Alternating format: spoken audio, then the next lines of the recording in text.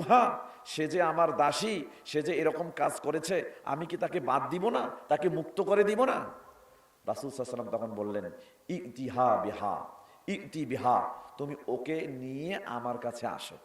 তখন ফাতাইতুহু বিহা, আমি ওই দাসীকে নিয়ে বিশ্বনবী মুহাম্মদুর রাসূলুল্লাহ সাল্লাল্লাহু আলাইহি সাল্লামের কাছে আসতাম। আল্লাহ নবী তখন ওই দাসীকে সামনে নিয়ে ফাকালা লাহা নবী সাল্লাল্লাহু আলাইহি ওয়াসাল্লাম, নবী করিম সাল্লাল্লাহু আলাইহি ওয়াসাল্লাম তখন ওই দাসীকে ডেকে বললেন, বলো তো আইনাল্লাহ, আল্লাহ কোথায়, বলো আল্লাহ কোথায়? তখন ওই মহিলা বললেন, ফিস সামা, আল্লাহ আসমানের উপরে। কোথায়? আল্লাহর আসমানের উপরে। যখন এই কথা বললেন তখন আল্লাহ নবী দ্বিতীয় প্রশ্ন করলেন, বলো তো মান আনা, আমি কে? তখন দাসী বললেন, আনতা মুহাম্মাদুর রাসূলুল্লাহ সাল্লাল্লাহু আলাইহি ওয়াসাল্লাম। যখন এই কথা বলেছেন তখন বিশ্বনবী সাল্লাল্লাহু আলাইহি ওয়াসাল্লাম ওই ব্যক্তিকে ডেক দিয়ে বললেন, আতিকহা, তুমি একে ছেড়ে দাও, ফাইন্নাহা মুমিনাতুন, এ তো মুমিন নারী, একে তুমি ছেড়ে দাও। তার মানে রাসূল বোঝাতে চাইলেন, যে নারী বিশ্বাস করে আল্লাহ আসমানের উপরে, আরশের উপরে, সে কাফের নয়, সে মুমিন। তাহলে যদি এর বিপরীত হয় তাহলে কি হবে? যদি এর বিপরীত হয় তাহলে কি হবে?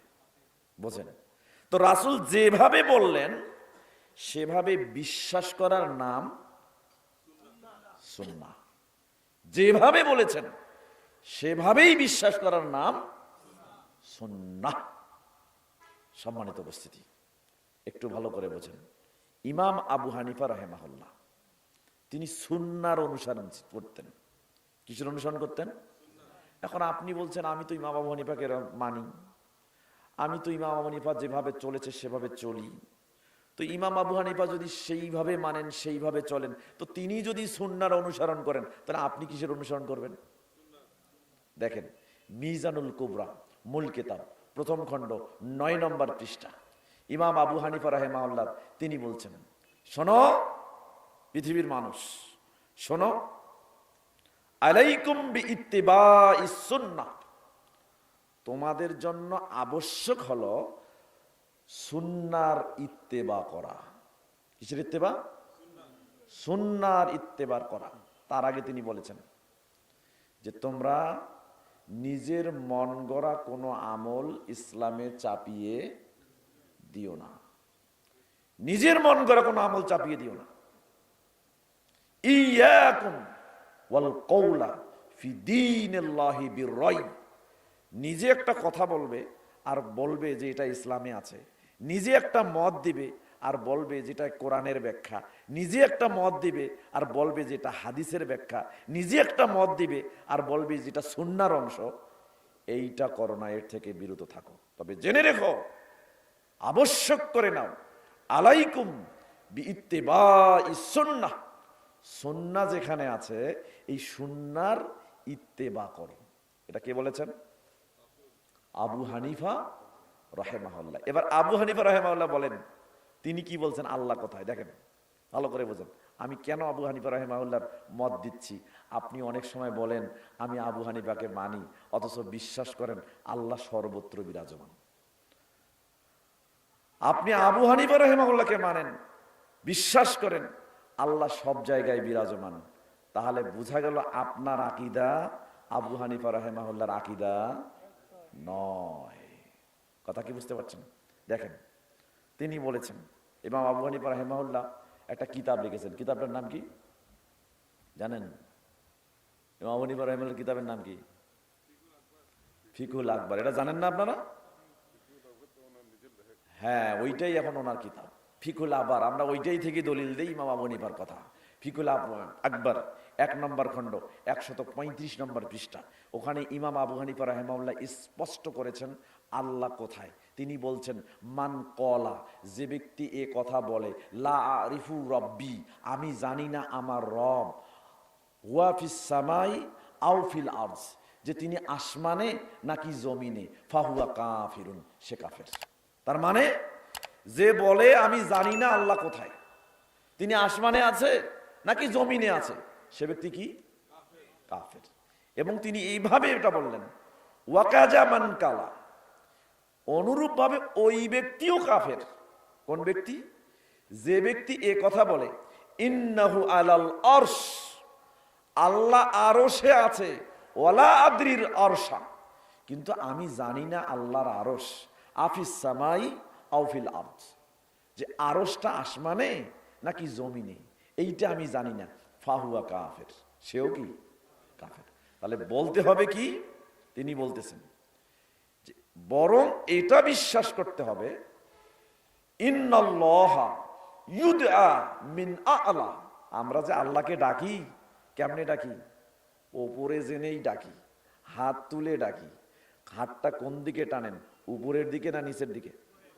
তা আল্লাহ থেকে আপনি আল্লাহকে ডাকেন, উপরে জেনে ডাকেন, উপরে জানেন বিধায় উপরে তাকিয়ে উপরে হাত তুলে আপনি আল্লাহকে ডাকেন।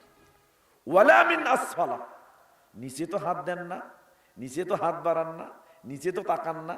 তার মানে বোঝা গেল আল্লাহকে ডাকার সময় আপনি উপরে তাকান, উপরে হাত তোলেন, তাহলে আল্লাহ কোথায়? আরশের উপরে। কথা কি বুঝতে পারছেন? সম্মানিত উপস্থিতি, ইমাম মালিক রাহিমাহুল্লাহ, তাকে জিজ্ঞাসা করা হলো আল্লাহ কোথায়? জবাব দিচ্ছে, কেন আমি তাদের কথা বলছি? আপনি তো তাদের স্মরণ করেন, কিন্তু তারা যে সুন্নাহর অনুসরণ করেছে আপনারা সেই সুন্নাহর অনুসরণ করেন না। কথা কি বুঝতে পারছেন? দেখেন, ইমাম মালিক রাহিমাহুল্লাহর কাছে একজন ব্যক্তি আসলো। এই ঘটনা কোথায় আসছে? মিশকাতের ব্যাখ্যা গ্রন্থ মিরকাতুল মাফাতিহ 2 নম্বর খণ্ডের 17 নম্বর পৃষ্ঠা, 13 নম্বর খণ্ডের 89 নম্বর পৃষ্ঠা, 2 জায়গায় বর্ণনা আসছে। একজন ব্যক্তি এসে জিজ্ঞাসা করছে, ইমাম মালিক রাহিমাহুল্লাহ বলেন তো এই আয়াতের ব্যাখ্যা কি? কোনটা? সূরা তহা অধ্যায় 20 আয়াত 5, আল্লাহ বলছেন আর রহমানু আলাল আরশি ইস্তাওয়া, পরম করুণাময় আল্লাহ সুবহানাহু ওয়া তাআলা আরশে উঠেছেন। এইটার ব্যাখ্যা কি হবে বলেন তো? তিনি কেমনে উঠেছেন? কাইফা ইস্তাওয়া, আল্লাহ কেমনে আরশে উঠলেন? ইমাম মালিক রাহিমাহুল্লাহ ঘেমে গেলেন, মাথা নত করে ফেললেন। হাত্তা আলাহুর রুহাজা, মাথা নত করলেন, এমনকি তার মাথা থেকে ঘেমে ঘাম টপ টপ করে পড়া শুরু করিল। চিন্তিত হয়ে গেলেন। কিছুক্ষণ পর তিনি মাথা উঠালেন, উঠার পরে বললেন আল ইস্তিওয়াউ গায়রু মাজহুলিন, আল্লাহ যে আরশে উঠেছেন এটা আমাদের অজানা নাই। কেন? আল্লাহ কোরআনেই 7 জায়গায় এটা বলেছেন। কোরআনেই 7 জায়গায় আল্লাহ বলেছেন তিনি আরশে উঠেছেন। তবে ওয়াল কিফু গায়রু মাকুলিন, কিভাবে উঠেছেন এইটা আমরা কেউ জানি না, কেউ জানি না। ওয়াল ঈমানু বিহি ওয়াজিবুন, তিনি আরশে উঠেছেন এটা জানি, কিভাবে উঠেছেন এইটা জানি না, এইটার উপরে ঈমান আনা ওয়াজিব, এটার উপরেই ঈমান আনতে হবে, এটা ওয়াজিব। আর যদি কেউ প্রশ্ন করে আসওয়ালু আনহু বিদআহ, কেউ যদি এই ব্যাপারে প্রশ্ন করে আল্লাহ কিভাবে উঠেছেন, তাহলে এটা তা হবে বেদাত। অতএব যে ব্যক্তি প্রশ্ন করলেন তিনি তাকে ডাক দিয়ে বললেন মা আরাকা ইল্লা মুবতাদিয়ান, শোনো তুমি এই ব্যাপারে প্রশ্ন করেছো না, তোমাকে আমি বেদাতি ছাড়া কিছু মনে করি না। অতএব লোকদেরকে ইশারা করলেন, আদেশ দিলেন তাকে বের করে দাও। অতঃপর তাকে বের করে দেওয়া হলো। তার ইমাম মালিক রাহিমাহুল্লাহ বিশ্বাস করতেন আল্লাহ কোথায় উঠেছেন? আরশে আজমি। তো আপনি তো ওই ইমামকে অনুসরণ করেন, আপনি তো ওই ইমামের অনুসরণ করে নির্দিষ্ট মাযহাবে ইসলাম পালন করার চেষ্টা করছেন। তাহলে তার সুন্নাহর অনুসরণ আপনার সুন্নাহর অনুসরণ এক নয় কেন? এক নয় কেন? তাহলে রাসূলের অনুসরণ করা সেভাবেই করতে হবে যেভাবে আপনার ইমাম করেছেন। এজন্য আহমদ ইবনে হাম্বল রাহিমাহুল্লাহ তাকে প্রশ্ন করা হলো, কোথায় পাবেন? শেখ ফল্লানী রাহিমাহুল্লাহ ইকাজুল হিমামে উলিল আবসারের 113 নম্বর পৃষ্ঠার মধ্যে এসে জিজ্ঞাসা করছেন যে আবু দাউদ রাহিমাহুল্লাহ তিনি ইমাম আহমদ ইবনে হাম্বলকে প্রশ্ন করে বলছেন, বলেন তো আমি কার অনুসরণ করব, কার তাকলিদ করব? আমি তো সবাইকে পাচ্ছি, কার অনুসরণ করব? আমরা যেমন বর্তমান সময়ে কোন হুজুরের ইত্তেবা করব, কোন হুজুরের তাকলিদ করব, এগুলো নিয়েই ব্যস্ত। কে বড় হুজুর, কে এসে কত সুন্দর কণ্ঠে বক্তব্য দিতে পারে, কার কথা শুনলে পরে ইসলামে প্রশান্তি লাভ করা যায়, এগুলো নিয়ে আমরা ব্যস্ত। খুঁজে খুঁজে বেড়াই না? আমরা বেড়াই কিনা? চিন্তা করেন, সেই সময় তাকে জিজ্ঞাসা করা হয়েছিল ইমাম আহমদ ইবনে হাম্বলকে। 164 হিজরিতে জন্ম, 241 হিজরিতে ইন্তেকাল। আজ থেকে 1250 বছর আগেকার পুরনো কথা আপনাকে বলছি। সেই সময় তিনি জবাব দিয়েছেন, লা তুকাল্লিদনি ওয়ালা তুকাল্লিদ মালিকান ওয়ালা শাফিইয়া ওয়ালা আউজাইয়া ওয়ালা সাউরিয়া বাল খুজ মিন হাইসু আখাজু। শোনো, আমার অন্ধ অনুকরণ করো না, ইমাম শাফির অন্ধ অনুকরণ করো না, সুফিয়ান সাউরির অন্ধ অনুকরণ করিও না, ইমাম আউজাইর অন্ধ অনুকরণ করিও না, বরং তুমি সেটাই গ্রহণ করো তারা সকলে মিলে যেখান থেকে গ্রহণ করেছে। চিন্তা করেন, তাহলে ইমামরা যেখান থেকে নিছে আপনাকেও সেখান থেকে নিতে হবে। এটার নাম কি? সুন্নাহ। কথা কি আমার বুঝতে পারছেন? সুন্নাহ মানুষকে সঠিক ইসলামের রাস্তা দেখায়। সুন্নাহ মানুষকে সঠিক ইসলাম মানার রাস্তা দেখায়। সেই রকম সুন্নাহ মানার জন্য একটা মার্কাজ যদি, একটা মাদ্রাসা যদি, একটা স্কুল যদি এখানে প্রতিষ্ঠিত হয়, এই এলাকার মানুষের জন্য সেটা খারাপ না ভালো? তা আমরা সেটাকে ভালো চোখে দেখতে পারি না? অবশ্যই ভালো চোখে দেখতে হবে। নিরপেক্ষ তাওহীদ এবং রিসালাতের দাওয়াত যারা পৌঁছে দেয়, এরা হলো সংখ্যালঘু। এদের পরিচয় আপনার নবী, আমার নবী মুহাম্মদুর রাসূলুল্লাহ সাল্লাল্লাহু আলাইহি সাল্লাম দিয়েছেন, যেটা ইবনু মাজাহ, তিরমিজি দুটি হাদিসের কিতাবে হাদিসে আসছে। তিরমিজি আবুল ঈমান, ঈমান সংক্রান্ত অধ্যায় সমূহের একটা শিরোনাম পাবেন, বাবালা সাবিলের তাআদ্দুদ, স্বতন্ত্র একটি অনুচ্ছেদ রয়েছে। 2630 নম্বর হাদিস, যে হাদিসের সনদ যাচাই করার পরে সঠিক তথ্য অনুযায়ী 8টি সহিহ সনদের ভিত্তিতে সিলসিলা হাদিসের সহিহার 1273 নম্বর হাদিসের মধ্যে এসেছে। রাসূল সাল্লাল্লাহু আলাইহি ওয়াসাল্লাম বলেছেন, ফাতুবা লিল গুরাবাইল্লাযিনা ইয়াসলিহুনা মা আফসাদান নাসু মিন বাদি মিন সুন্নতি। আল্লাহর নবী বলেছেন, আমি মরে যাওয়ার পর ইসলামের মধ্যে অনেক জিনিস চাপিয়ে দেওয়া হবে, ইসলামে অনেক জিনিস বাড়তি করা হবে, মানুষ আমল মনে করে, সোয়াব মনে করে এই কাজগুলো করবে। এই সময় বাড়িয়ে দেওয়া, কমিয়ে দেওয়া, পরিবর্তন করা, ইসলামকে সংস্কার করে সংস্কৃত দিনের ধারা মানুষের কাছে যারা পৌঁছায় দিবে, এদের সংখ্যা হবে কম। এদের জন্যই শুভ সংবাদ। সম্মানিত উপস্থিতি, আজকে আমরা সংখ্যায় কম। সংখ্যায় কম লোকদের জন্য সঠিক সুন্নাহর প্রতিষ্ঠান হচ্ছে আস-সুন্নাহ আইডিয়াল একাডেমি। আপনি আপনার বাচ্চাকে আস-সুন্নাহ আইডিয়াল একাডেমিতে ভর্তি করাই দিবেন। একটা বাচ্চা যদি একটা এলাকায় সঠিক কোরআন এবং হাদিসের জ্ঞান শিখে, লক্ষ লক্ষ বেদাতির কাছে একটা লোকেই, একটা বাচ্চাই যথেষ্ট। আজকে আমাদের কথার কোনো পরিবর্তন হয় না। তেঁতুলিয়ায় যেভাবে কথা বলি, টেকনাফে সেভাবে কথা বলি, পূর্বে যেভাবে কথা বলি, পশ্চিমে সেভাবে কথা বলি। আমাদের কথার কোনো পরিবর্তন নেই। আমরা একটা কথাকে দুইবার ব্যাখ্যা করি না, নিজের মন গড়া কোনো ব্যাখ্যা করি না।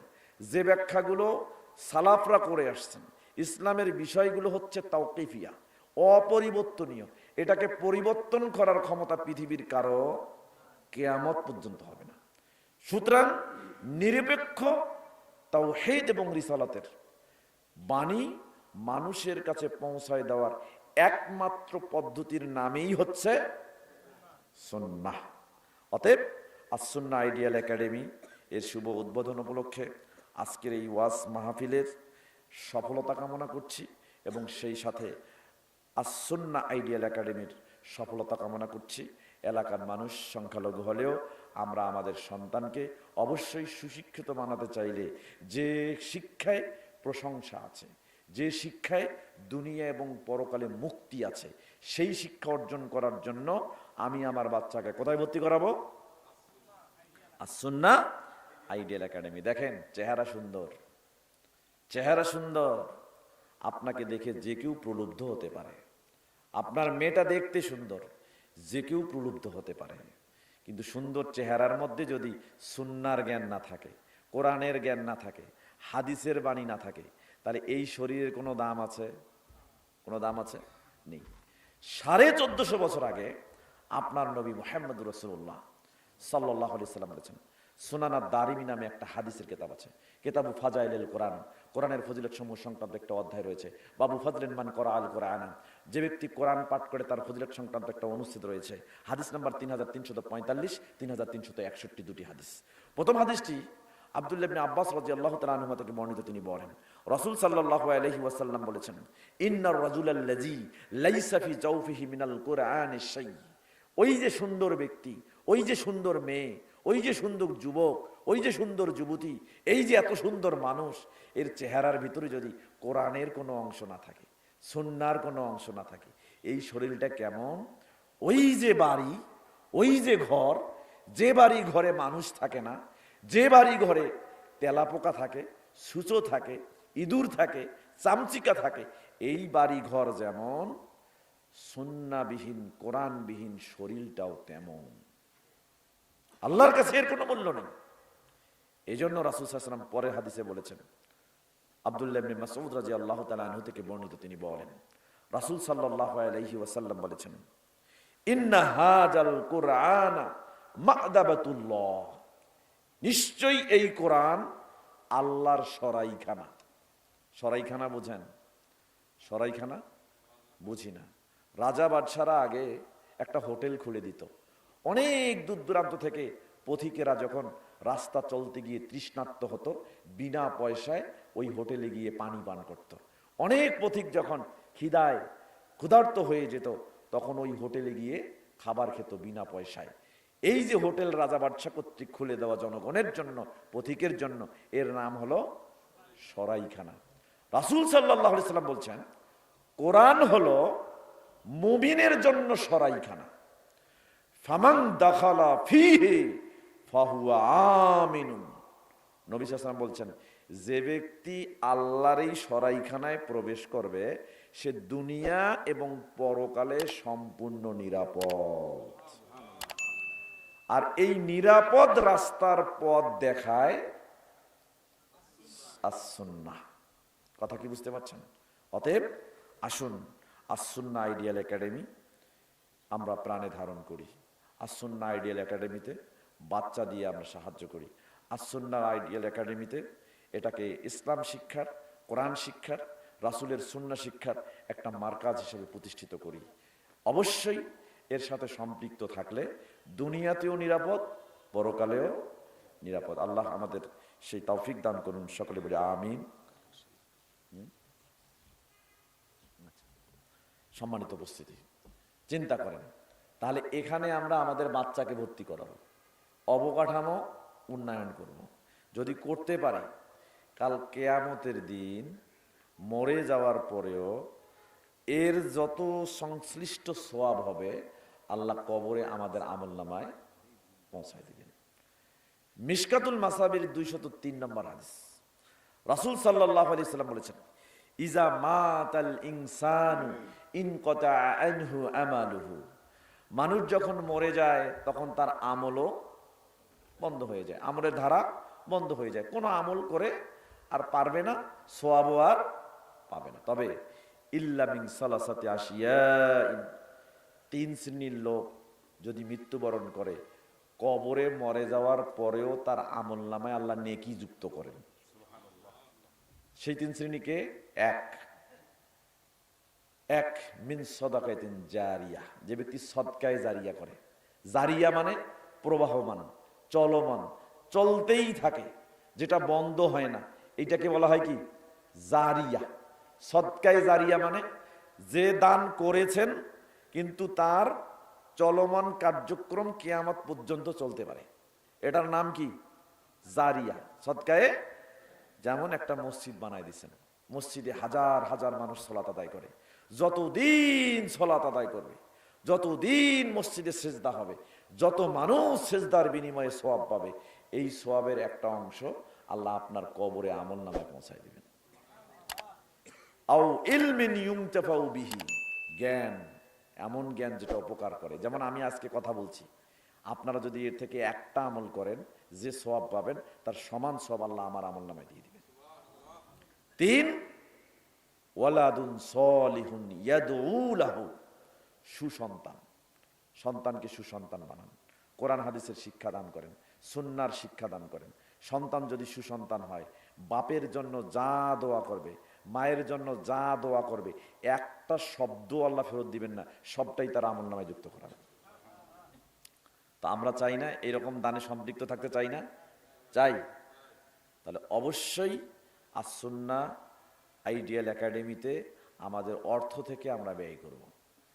অল্প টাকা দিয়ে পুঁজি করেন, একটা ইট দেন, একটা টিন দেন, এভাবে যদি দিতে পারেন, যতদিন টিনটা থাকবে দেয়ালে লাগা, যতদিন ইটটা ওয়ালের অংশ হবে, ততদিন পর্যন্ত এই প্রতিষ্ঠানের যত বাচ্চা কোরআন শিখবে, প্রত্যেকটা কোরআনের অক্ষরের বিনিময়ে যত নেকি পাবে, তার সমপরিমাণ নেকি একটা ইট দেওয়ার কারণে, একটা টিন দেওয়ার কারণে আপনি মরে গেছেন, আপনার আমল নামে আল্লাহ যুক্ত করে দেবেন। এটা ছোট বিষয় না। সম্মানিত উপস্থিতি, সর্বশেষ একটা হাদিস বলি, মিশকাতুল মাসাবির 1860 নম্বর হাদিস। রাসূল সাল্লাল্লাহু আলাইহি ওয়াসাল্লাম বলছেন যে প্রতিদিন যখন সকাল হয় তখন আপনার সাথে 2 জন ফেরেশতা নাজিল হয়। কয়জন? কয়জন? 2 জন। জানেন এটা? জানেন?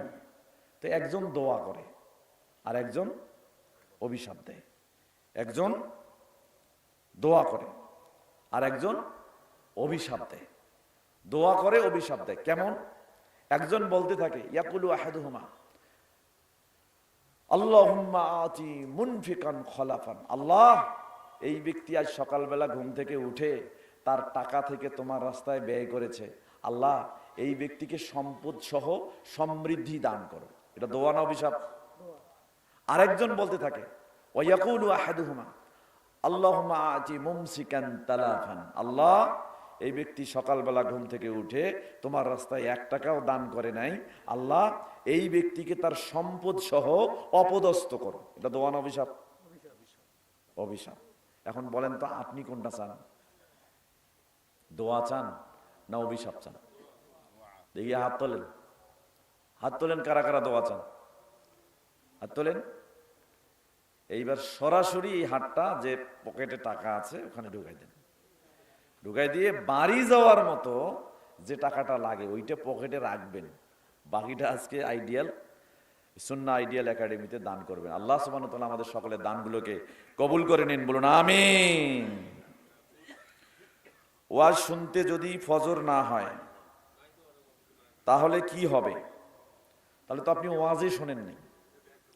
ওয়াজ শুনে যদি ফজর না হয় তাহলে কি ওয়াজ শুনেছেন? না। ওয়াজ শুনে ফজর পড়ার জন্য সময়টুকু জেগে থাকতে হবে। কথাটা বোঝেন? 2 শ্রেণীর মানুষ রাত জাগতে পারে। কয় শ্রেণীর মানুষ? 2 শ্রেণীর। সহিহ জামিউস সগীর নামে হাদিসের কিতাব আছে, ফসলে লাম আলিফ, লাম আলিফ শব্দের ফসলে হাদিসটা আসছে 7499 নম্বর হাদিস। ওকাল আলবানী রাহিমাহুল্লাহ ফি সিলসিলাতে হাদিস সহিহা হাজা হাদিসুন ওয়া সানাদুহু সহিহুন, হাদিসটি এবং তার সনদ সহিহ। তিনি বলছেন, রাসূল সাল্লাল্লাহু আলাইহি ওয়াসাল্লাম বলেন, লা সামারা ইল্লা লিমুসাল্লিন আও মুসাফির, 2 শ্রেণীর লোক ব্যতীত কেউ রাত জাগবে না। কয় শ্রেণী? 1 মুসল্লি, 2 মুসাফির। আমরা কিন্তু কোনো না কোনো ভাবে হয় মুসাফির, না হইলে মুসল্লি হয়েই রাত জাগি। এই যে আমি বিভিন্ন জায়গায় যাচ্ছি, কালকে যাব চাঁপাইনবাবগঞ্জ, গোটা রাত ওয়াজ করে আবার রাতেই আমাকে ফিরতে হবে, পরের দিন মাদ্রাসা ধরতে হবে। তো এই যে আমি সফর করছি, তো সফরে কি ঘুম ধরে? বলেন ঘুম ধরে? হয় না। তার মানে সারা রাত যদি আমি সফর করি এটা আমার জন্য জায়েজ। এখন আপনি কি শুনছেন? ওয়াজ, ওয়াজ শুনছেন, জিকর শুনছেন। জিকরের বৈঠক মানে জান্নাতের বাগান। জান্নাতের বাগান থেকে কোনো ব্যক্তি বের হয়ে ফজর না পড়ে যদি ঘুমায় তাহলে ও জান্নাতের বাগানে যায় নাই। কথা কি বুঝতে পারছেন? মিশকাতের 2271 নম্বর হাদিস। আল্লাহর নবী সাল্লাল্লাহু আলাইহি ওয়াসাল্লাম বলছেন, কথা বললে তো হবে না, আল্লাহ নবী সাল্লাল্লাহু আলাইহি ওয়াসাল্লাম বলছেন জিকরের বৈঠক হলো জান্নাতের বাগান। তো জিকরের বৈঠকে এসে জিকর শুনে বাড়িতে গিয়ে ফজর না পড়ে ঘুমাবেন, এইটা হতে পারে না। এটা প্রতিদিন হয় না। যারা এই প্রশ্নগুলো করেন, ওয়াজ শুনতে যদি ফজর না হয় তাহলে কি হবে? আপনি কি প্রতিদিন ওয়াজ শোনেন আর প্রতিদিন ফজর পড়েন না? কি বুঝান আমাকে, কি বুঝান? এক বছরে 365 দিন কয়দিন ওয়াজ শোনেন? এটা আমি ভালো করে বুঝি। একই এলাকায় 5 জায়গায় প্রোগ্রাম করেছি, একজনকে আমি দ্বিতীয়বার দেখিনি, একজনকে দ্বিতীয়বার পরের দিন প্রোগ্রামে দেখিনি। আপনি কি বুঝান আমাকে? প্রতিদিন ওয়াজ হয়, প্রতিদিন ওয়াজ শোনেন? হতেই পারে না, হতেই পারে না। অতএব এগুলো উদ্দেশ্য প্রণোদিত প্রশ্ন করবেন না। প্রতিদিন ওয়াজ হয় না, প্রতিদিন রাত জাগতে হয় না। একদিন ওয়াজ শুনবেন, একদিনেই রাত জাগবেন। রাত যদি জাগেন তাহলে ফজর যদি সন্নিকটে হয়, ফজর পরে তারপরে ঘুমাবেন।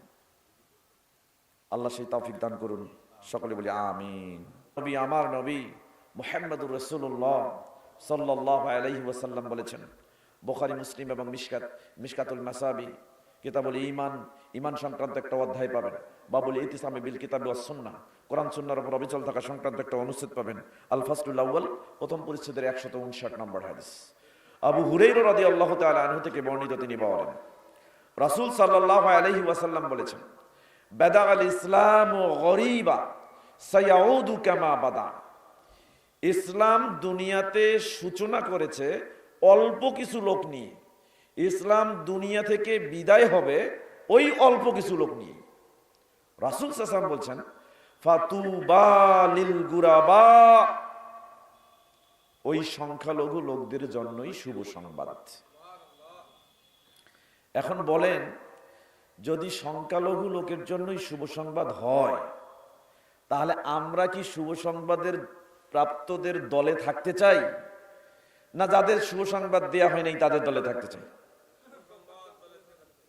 চিন্তা করেন। পরীক্ষায় অংশগ্রহণ করে অনেক স্টুডেন্ট, ফার্স্ট হয় কয়জন, সেকেন্ড হয় কয়জন, থার্ড হয় কয়জন? একজন। বাকিগুলো সব বিশেষ বিবেচনায় পাস, অথবা সন্তোষজনক পাস, স্যাটিসফ্যাক্টরি পাস, এরকম পাস দেয়া হয়।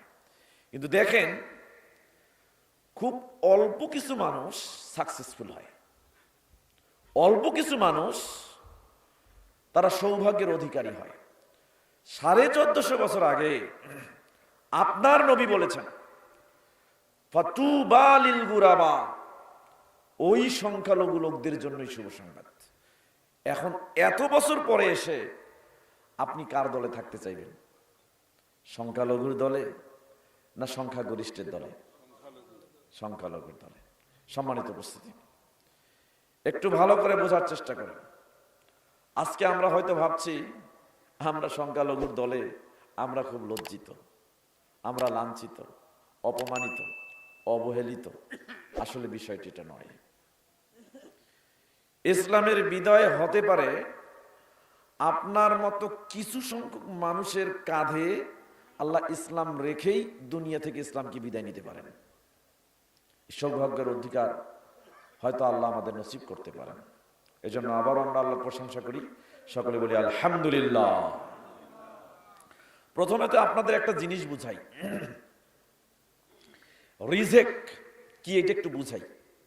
আজকে কিন্তু আমি আলোচনা করেছি এর আগে রিজেক নিয়ে, একটা প্রোগ্রামে রিজেক নিয়ে আলোচনা করি। আজকে করবো না আপনাদের এখানে, কিন্তু একটা জিনিস বুঝাই, রিজেক কি জিনিস। আমরা সবাই টাকা চাই, পয়সা চাই, সম্পদ চাই, অর্থ চাই, বিত্ত চাই। টাকা যার 4000 টাকা বেতন, সে বলে আমার 8000 হোক। যার 8000 টাকা বেতন, সে বলে আমার 16000 হোক। 16000 টাকা বেতন বলে 32000 হোক। 32000 টাকা বেতন 64 হোক। এভাবে প্রত্যেকটা মানুষ তার টাকা বাড়াতে চায়, শুধু টাকা চায়। আমরা সারা জীবন টাকা চাই, পয়সা চাই, সম্পদ চাই, অর্থ চাই, কিন্তু রিজেক চাই না। কেউ রিজেক চাই না। কেন চাই না? রিজেক বুঝি না, তাই। একটু বোঝেন, আজ থেকে 50 বছর আগে গাছে বেগুন হতো কিনা? বেগুন হতো। টমেটো গাছে টমেটো হতো। কলা গাছে কলা হতো। 50 বছর আগে আমার বাবারা, আমার দাদারা বেগুন যে দামে কিনেছে, এখন আমরা ওই দামে বেগুন কিনতে পারি না। তো আমরা তো বেগুন চাই নাই, আমরা তো টাকা চাই নাই, আমরা তো বেগুন চাই নাই, আমরা তো কলা চাই নাই, ফলমূল তরি তরকারি চাই নাই, সবজি চাই নাই, রিজেকের যে উপাদেয় সেগুলো আমরা চাই নাই। চেয়েছি কি? টাকা। চেয়েছি কি? পয়সা, অর্থ, সম্পদ, এগুলো চেয়েছি। ফলে টাকা সম্পদ বেড়েছে, কিন্তু রিজেক বাড়ে নাই। দাদা বেগুন কিনেছিল 1 পয়সায়, আজকে আমার অনেক টাকা, যে টাকা আমার দাদা কোনোদিনও স্বপ্নেও দেখে নাই। এত টাকা হওয়ার পরেও আজকে আমি 1 পয়সায় বেগুন কিনতে পারি না। বেগুন কিনতে হয় কি, আমাকে বাজারে গিয়ে 80 টাকা কেজি দরে কিনতে হয়। টাকা বেড়েছে, রিজেক বাড়ে নাই। কেন? রিজেক বুঝতে পারেনি। সম্মানিত উপস্থিতি, আমি আপনাদেরকে রিজেক বুঝাবো। রিজেক কি জিনিস দেখেন। 19-বিংশ শতাব্দীর শ্রেষ্ঠ মুহাক্কিক আলেম সৌদি আরবে, নাম ছিল মোহাম্মদ ইবনে সালেহ আল উসাইমিন রাহিমাহুল্লাহ। তিনি বলেছেন রিজেক কি জিনিস। তিনি বলছেন, আর রিজকু মা ইউনতাফাউ বিহিল ইনসান। মানুষ যা পেয়েছে, চাই নাই, পেয়েছে চাই নাই, না চাইতেই পেয়েছে, কিন্তু মানুষের উপকার হয়েছে, এটার নাম রিজেক। বোঝেন ভালো করে, আমার কথা কি বুঝতে পারতেছেন? মানুষ যা না চেয়ে পেয়েছে, না চেয়ে পাওয়া জিনিসটা পাওয়ার পরে উপকার হয়েছে, এটার নাম রিজেক। এই রিজেক আমরা বুঝি নাই। আমরা গান বলি এভাবে যে যা পেয়েছি আমি তা চাই না, যা চেয়েছি কেন তা পাই না। তার মানে আপনি চেয়েছেন, আল্লাহ দেন নাই। কেন পান নাই, এই প্রশ্নের উত্তর খোঁজেন। কিন্তু আপনি যে না চাইতে পেলেন, আপনাকে যে চাওয়া লাগে নাই, না চাওয়ার আগেই যে আল্লাহ দিলেন, এটার জন্য শুকরিয়া আদায় করেছেন, আল্লাহর প্রশংসা করেছেন। কেন? রিজেক কি এটা বুঝেন নাই। রিজেক কি এইটা না বোঝার কারণে না চাওয়ার পরেও যেটা পেয়েছেন সেইটাকে রিজেক মনে করতে পারেন নাই, বিধায় প্রশংসা করেন নাই। সম্মানিত উপস্থিতি, তিনি বলছেন যে মানুষ যা না চেয়ে পেয়েছে, যেটা দিয়ে মানুষের উপকার হয়েছে, এটার নাম রিজেক। ওয়ার রিজকু নওআন। রিজেক 2 প্রকার। কয় প্রকার? 2 প্রকার। কি কি একটু বোঝেন। মা ইয়াকুমু বিহিল বাদান, যেটার সাথে শরীরের সম্পর্ক, এইটা হলো 1 প্রকার রিজেক। যেমন আল আকলু ওয়াশ শারাবু ওয়াল লিবাসু ওয়াল মাসকানু ওয়াল মারকুবু। আমরা যেটা খাই এটা রিজেক, আমরা যেটা পান করি এটা রিজেক, এটা আমাদের শরীরের কাজে লাগে। আমরা যেটা পরিধান করি এটা রিজেক। আমাদের এই শরীর যেখানে অবস্থান করে থাকে সেটা রিজেক। হতে পারে বাড়ি, হতে পারে ঘর, হতে পারে খাট, হতে পারে চেয়ার, হতে পারে বেঞ্চ, হতে পারে মাটিতে এই যে খড়, এটাও আমাদের রিজেকের অন্তর্ভুক্ত। এরপরে বললেন ওয়াল মারকুব, আমরা এক স্থান থেকে আরেক স্থানে যাই, এক স্থান থেকে আরেক স্থানে স্থানান্তরিত হই। এই যে স্থানান্তরিত হওয়ার জন্য আমাদের এই শরীরকে যে যানবাহনের ওপরে বসাই, সেটাও রিজেকের অন্তর্ভুক্ত। এগুলো আমাদের শরীরের সাথে সম্পৃক্ত। আরেকটা রিজেক কি? 2 নম্বর হচ্ছে আর রিজকু মা ইয়াকুমু বিহিদ্দিন। আমাদের জীবন ব্যবস্থা আছে, নাম কি? জীবন ব্যবস্থার নাম কি? ইসলাম। আমাদের দিনের সাথে সম্পর্কিত রিজেক, সেটা কি? 2টা জিনিস। 1 ইলমুন, জ্ঞান। 2 ঈমানুন, ঈমান। সারা পৃথিবীর সব মানুষ কি মুমিন? সব মানুষ মুমিন? এনসাইক্লোপিডিয়া ব্রিটানিকা 2009-এর পরিসংখ্যান মতে 3,500-এর বেশি ধর্ম আছে পৃথিবীতে। এনসাইক্লোপিডিয়া ব্রিটানিকা 2025-এর ফেব্রুয়ারি জার্নালে প্রকাশ পেয়েছে সারা পৃথিবীতে প্রায় 2600 ধর্ম রেজিস্ট্রেশন পেয়েছে। মুসলমান ধর্ম বাদে কোনো ব্যক্তিকে মুমিন বলা যায় না। তাহলে বোঝা গেল মুসলিমদের মধ্যে মুমিনরাই কেবল ইমানের মতো রিজেক পেয়েছে, আর কেউ ইমানের রিজেক পায়নি। তো কদিমান কলাল মুহাদ্দিসুন, পুরনো দিনে মুহাদ্দিসগণ বলেছেন আল ইলমু রিজকুন, জ্ঞান হলো রিজেক। জ্ঞান হলো রিজেক। কেমন? দেখেন, আজকে আমরা কোরআন হাদিসের কথা বলছি, এই এলাকায় মানুষ নাই, আছে না নাই? পাশে বাজার, অনেক লোক ঘুরছে না, আসতে পেরেছে? পারে নাই, পারবেও না, কারণ ওদের রিজেকে আজকের জ্ঞান নাই। ওদের রিজেকে আজকের এই জ্ঞান নাই।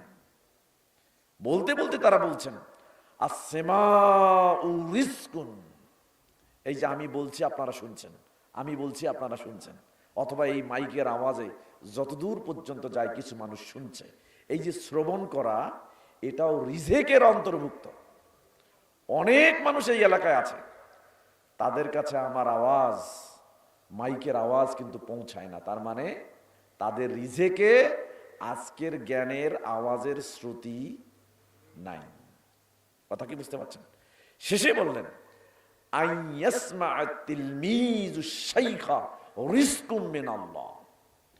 একজন ছাত্র ক্লাসে বসে শিক্ষকের কাছে কোরআন হাদিসের যে জ্ঞান শুনে, এটাও আল্লাহর দেওয়া রিজেকের অন্তর্ভুক্ত একটা রিজেক।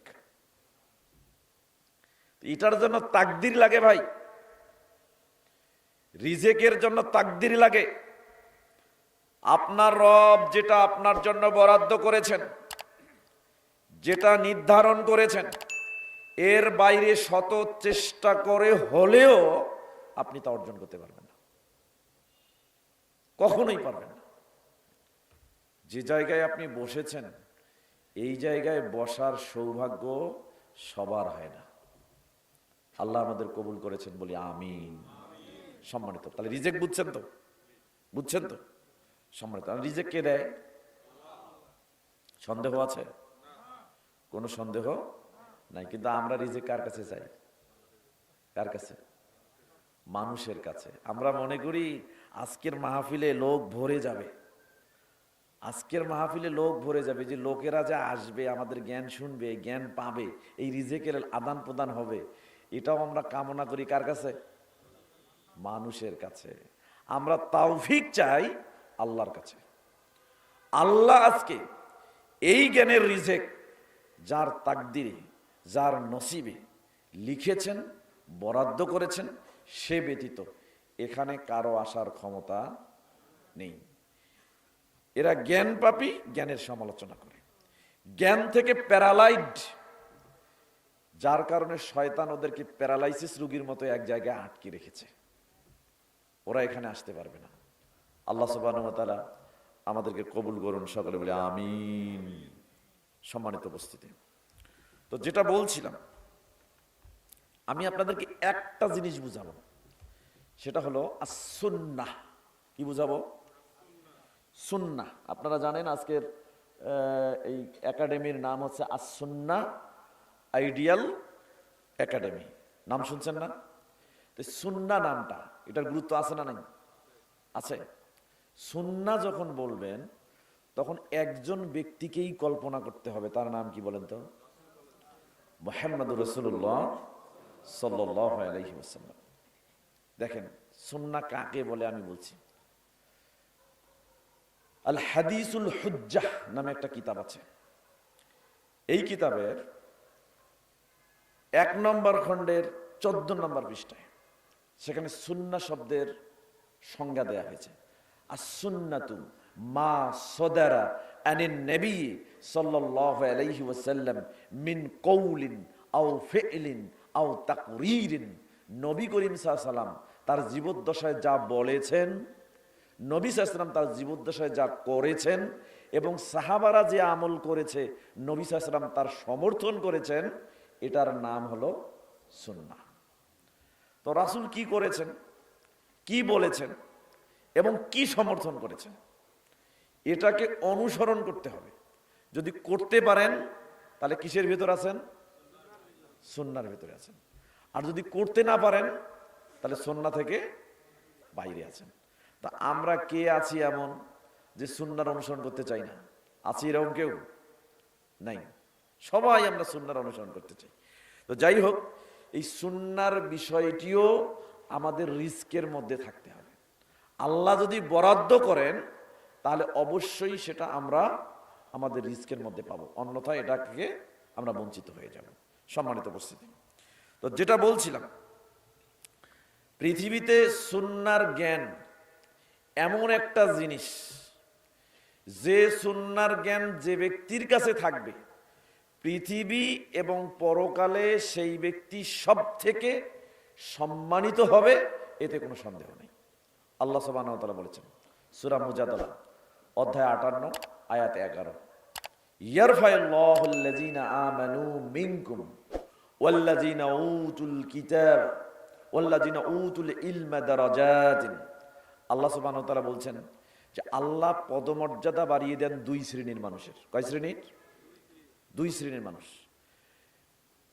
ওই মানুষগুলোর পদমর্যাদা বাড়ে যারা মানুষের মধ্যে ঈমানদার, আল্লাহর প্রতি ঈমান এনেছে, রাসূলের প্রতি ঈমান এনেছে, তাকদীরের প্রতি ঈমান এনেছে, পরকালের উপরে ঈমান এনেছে, ফেরেশতার উপরে ঈমান এনেছে। এই বিষয়গুলোর উপরে যারা ঈমান এনেছে, এরা হবে দুনিয়াতে সম্মানিত। এবং ওই ব্যক্তি হবে সম্মানিত যাদেরকে আল্লাহ কোরআন এবং এই সুন্নাহর জ্ঞান দান করেছেন। কথা ভালো করে বোঝেন। আপনার বিরক্ত হয়েছেন? দীর্ঘ সময় ধরে বসে আলোচনা শুনছেন, আমিও আলোচনা করে আসলাম, বিরক্ত একটু হওয়ার কথা। তবে আমার মনে হয় কিছু সময় যদি আপনারা দিতে পারেন, আধা ঘন্টা সময়, তাহলে নির্দিষ্ট একটি টপিকে আপনাদের সামনে আমি সুন্দর করে একটা বিষয় ফুটিয়ে তোলার চেষ্টা করব। আপনারা একটু পিছনে না থেকে সামনে এগিয়ে আসেন। নড়াচড়া করলে শয়তান মাঝখানে আর থাকতে পারবে না। একটু সামনে আসেন। বক্তার শ্রোতার মাঝে বেশি ব্যবধান থাকতে হয় না। একটু সামনে আসেন, সামনে আসেন। পিছনে যে দাঁড়িয়ে আছে সামনে আসেন।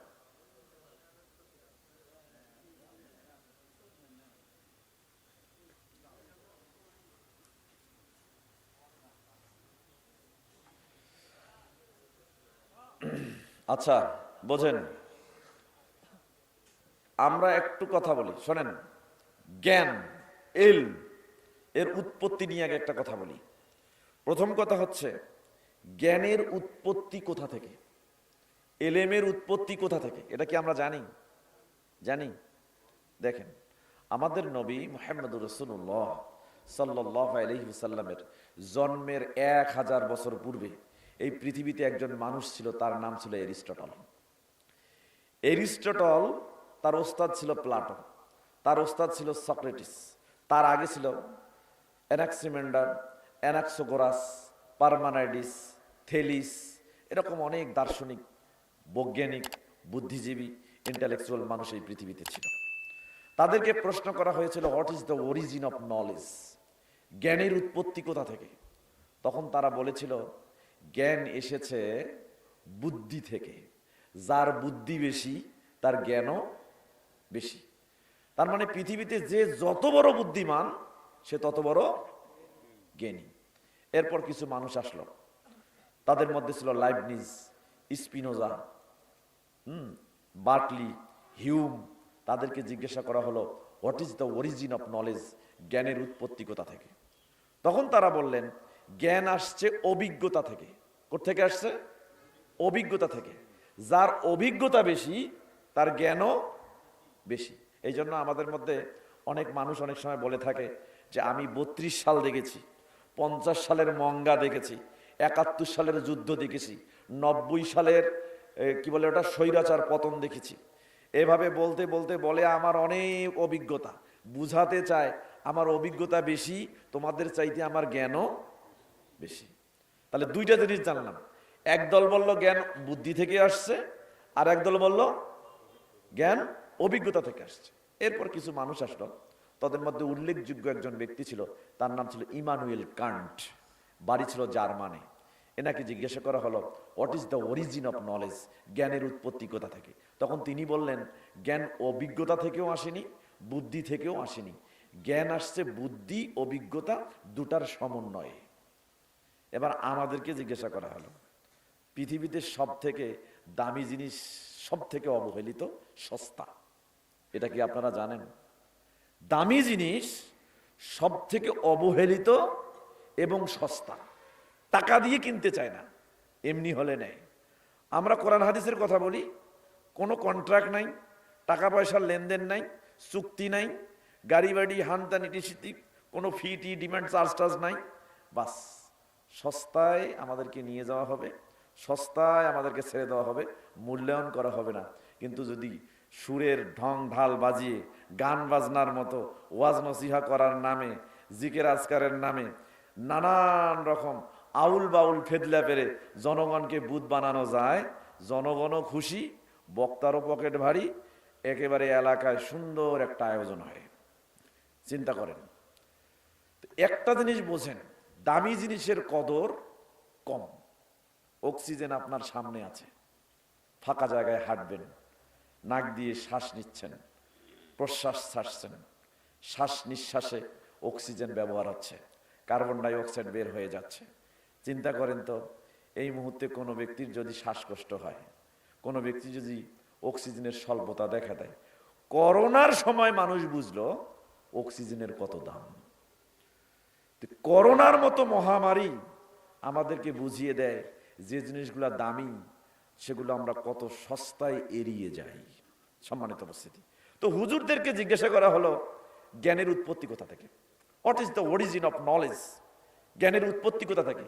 এবার হুজুররা বলছে সোজা কথা, আমরা বুঝি না বুদ্ধি, বুঝি না অভিজ্ঞতা, জ্ঞান আসছে আল্লাহর কাছ থেকে। সুবহানাল্লাহ বলবেন না? জ্ঞান আসছে কার কাছ থেকে? আল্লাহর কাছ থেকে। কেমনে? পৃথিবীতে আল্লাহ সুবহানাহু ওয়া তাআলা একজন মানুষকে সৃষ্টি করলেন, নাম হলো আদম আলাইহিস সালাম। আদম আলাইহিস সালামকে সৃষ্টি করার পর আল্লাহ বললেন, সূরা বাকারা অধ্যায় 2 আয়াত 31, ওয়া আল্লামা আদামাল আসমাআ কুল্লাহা। আদমকে সৃষ্টি করার পর আল্লাহ পৃথিবীর সব কিছুর নাম শিখাই দিলেন। তাহলে পৃথিবীর প্রথম মানুষ সব কিছুর নামের জ্ঞান শিখলেন কার কাছে? আল্লাহর কাছে। তাহলে পৃথিবীর প্রথম মানুষের জ্ঞানের উৎপত্তি কোথা থেকে? আল্লাহর কাছ থেকে। তাহলে বোঝা গেল মানুষের জ্ঞানের উৎপত্তি আল্লাহর কাছ থেকে। এখন আপনার সুন্দর করে কথা বলছেন, একজনকে বোঝাতে পারছেন, আপনার কথা বলার পরে আরেকজনে ফিডব্যাক দিচ্ছে, তার মানে আপনি একজনের সাথে কথার মাধ্যমে যৌক্তিকভাবে কমিউনিকেশন করছেন। এই যে দক্ষতা, এই যে যোগ্যতা, এই জ্ঞান কোথা থেকে আসলো? এটার উৎপত্তি কোথায়?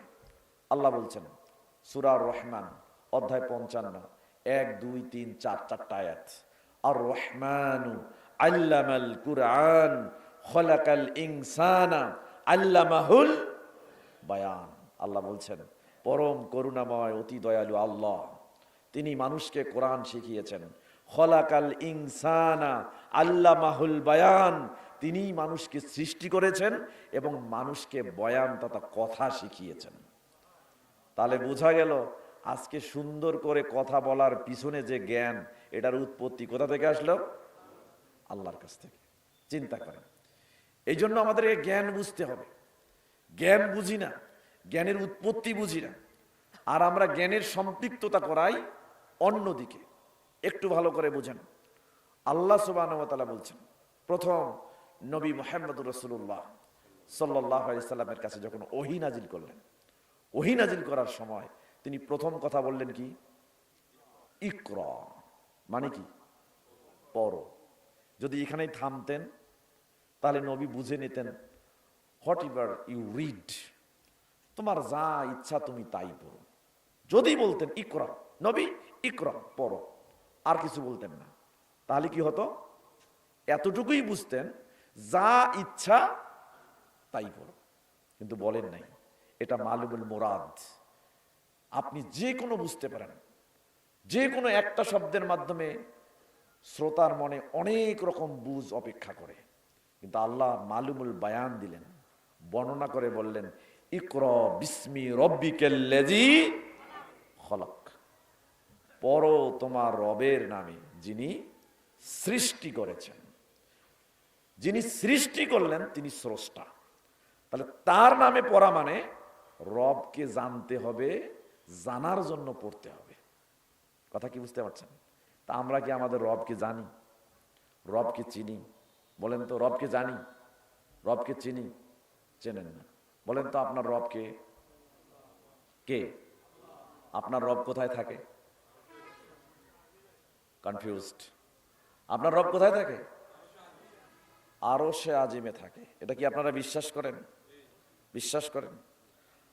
কেন বিশ্বাস করেন? আপনার রব নিজেই জানিয়ে দিয়েছেন তিনি কোথায় থাকেন। তিনি কোথায় থাকেন এটা বলে দিয়েছেন। দেখেন সূরা আরাফ অধ্যায় 7 আয়াত 54, এখানে আল্লাহ বলেছেন তিনি কোথায় থাকেন। এরপরে বলেছেন সূরা ইউনুস অধ্যায় 10 আয়াত 3, এখানে আল্লাহ বলেছেন তিনি কোথায় থাকেন।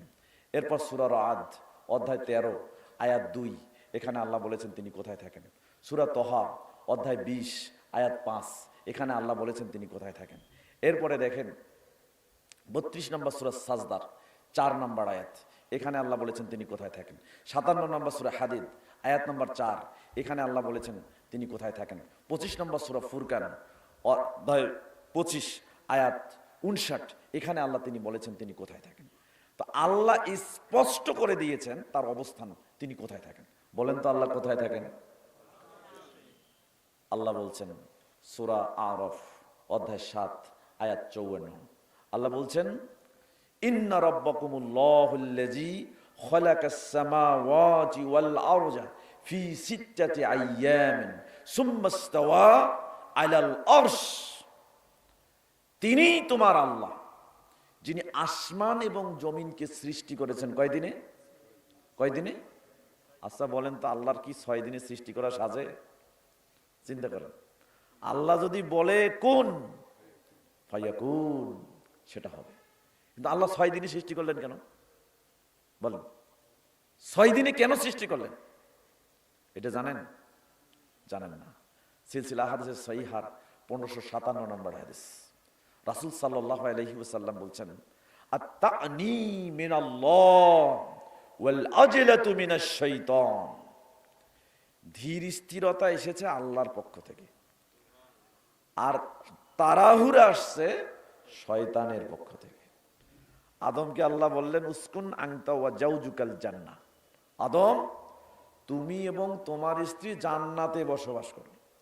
সূরা আরাফ অধ্যায় 7 আয়াত 19 থেকে 24। তো আদম আলাইহিস সালাম তার স্ত্রীকে নিয়ে জান্নাতে বসবাস করা শুরু করে দিলেন। কিন্তু শয়তান যে ইতিপূর্ব থেকে ইবলিস জান্নাতে ছিল, ওর সহ্য হয়নি। কি করে দুনিয়ায় নামায় দেওয়া যায় তাড়াহুড়া শুরু করে দিলেন, এবং তাড়াহুড়া করেই তাদেরকে নামাইছে। নামাইছে না নামায়নি? জানেন না? শয়তান তাদেরকে প্রতারণায় ফেলল, ফেলার পরে তাদেরকে পথভ্রষ্ট করলো, আল্লাহর নিষেধকে তাদেরকে আদেশ হিসাবে গণ্য করালো। ফলে কি হলো? আল্লাহ বলল তোমরা এখান থেকে সবাই নেমে যাও। এরপর নামিয়ে দেওয়া হলো। এই যে তাড়াহুড়া, এটা শয়তানের পক্ষ থেকে আসছে। তার মানে আল্লাহ শেখাচ্ছেন আপনাকে, আল্লাহ আপনাকে বোঝালেন তুমি তাড়াহুড়া করো না, ধৈর্যের সাথে কাজ করো, স্থিরতার সাথে কাজ করো। সম্মানিত উপস্থিতি, তাহলে আমরা জানলাম যে আল্লাহ আসমান এবং জমিন সমূহকে সৃষ্টি করেছেন কয়দিনে? সুম্মা ইসতাওয়া আলাল আরশ। এরপরে আল্লাহ আরশে উঠলেন। আরশে উঠলেন। 20 নম্বর সূরা তহার 5 নম্বর আয়াত, আর রহমানু আলাল আরশ ইসতাওয়া। পরম করুণাময় আল্লাহ তিনি আরশে উঠেছেন। তাহলে আল্লাহর অবস্থান এখন ক্লিয়ার। কোথায় উঠেছেন? এখন অনেকেই আছে বিশ্বাস করে আল্লাহ কোথায়? সব জায়গায়। এমন কোনো জায়গা নাই, এমন কোনো ব্যক্তি নাই, এমন কোনো মানুষ নাই যেখানে কি নাই? আল্লাহ নাই। তার মানে যত কাল্লা তত আল্লাহ। অথচ রাসূল তার জীবদ্দশায় প্র্যাকটিক্যালি বুঝাই দিয়েছেন আল্লাহ কোথায়। দেখেন একটা হাদিস, সহিহ মুসলিম নামে একটা হাদিসের কিতাব আছে, সহিহ মুসলিম 537 নম্বর হাদিস, সংক্ষেপে বলছি। তো এইখানে একজন দাসী, কৃতদাসী, তিনি একজন ব্যক্তির ছাগল চড়াতেন। তো এই ব্যক্তির ছাগল চড়াতেন, হঠাৎ ওই ব্যক্তি যাওয়ার সময় দেখলেন উহুদ পাহাড় অথবা জাওয়ানিয়া পাহাড়ের দিকে ওই মহিলা ছাগল চড়াচ্ছেন। তো হঠাৎ করে কি হলো, ছাগলদের মধ্য থেকে ফাইজা জিবু কদ আখাজা বিশাআতিন মিন গনামিহা, ছাগলের মধ্য থেকে, পাগলের পাল থেকে একটা বকরির বাচ্চাকে বাগে ধরে নিয়ে যাচ্ছে। তো এই ব্যক্তি দেখলেন, দেখার পরে বললেন যে আনা আসাফু আনা ইন্নি মিন বনি আদামা, বনি আদমের সন্তানের মতো আমি একজন সন্তান। তা আনা আসাফু, হ্যাঁ, কামা ইয়াসাফুন, যেভাবে বনি আদম কষ্ট পায় আমিও কষ্ট পেলাম, যে আমার ছাগলগুলোর মধ্য থেকে একটা ছাগল নিয়ে গেল আর একে আমি কাজ করার জন্য, পাহারা দেওয়ার জন্য এখানে রাখছি। তো আমার খুব রাগ হলো। ফাসাকাতুহা সাক্কাতান, আমি তাকে একটা থাপ্পড় দিলাম। থাপ্পড় দেওয়ার পরে আমার খারাপ লাগলো, আমি ছুটে আসলাম বিশ্বনবী মুহাম্মদুর রাসূলুল্লাহ সাল্লাল্লাহু আলাইহি ওয়াসাল্লামের কাছে। এই যে আমি আল্লাহর নবী সাল্লাল্লাহু আলাইহি ওয়াসাল্লামকে বললাম, ইয়া রাসূলুল্লাহ,